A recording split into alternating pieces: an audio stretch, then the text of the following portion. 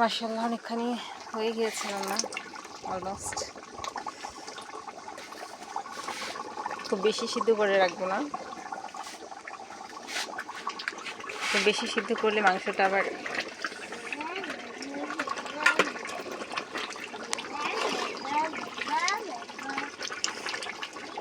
ঘ্রাণটা মাশাআল্লাহ খুব ভালো আসছে।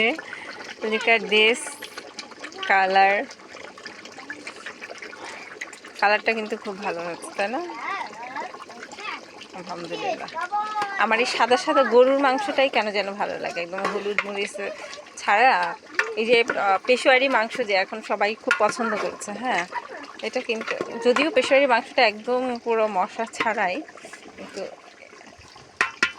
বিরিয়ানি বা তেহারি রান্না করতে গেলে মাংসের যে প্রথমে যে প্রসেসিংটা হয়, আমার এই মাংসটা মানে খুবই ভালো লাগে, খুবই ভালো লাগে। আর এটা যে ঘ্রাণ হয় মাশাআল্লাহ। যেহেতু তেহারি করা হবে এই জন্য মাংস পিসগুলো ছোট ছোট করে নেওয়া হয়েছে।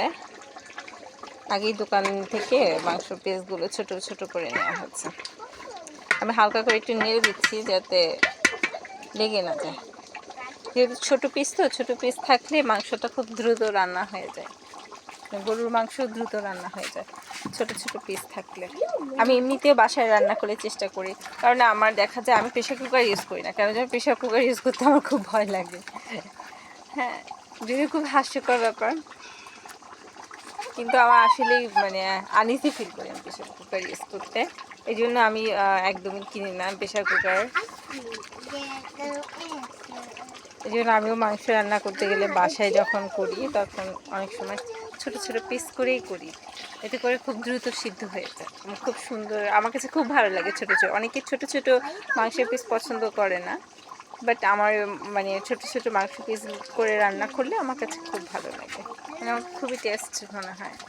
এটাকে মুখে দিলে একদম নরম হয়ে যায়, এটা খুব ভালো লাগে। এখন তো ফেসবুকে খুব viral Peshawari beef, Peshawari beef.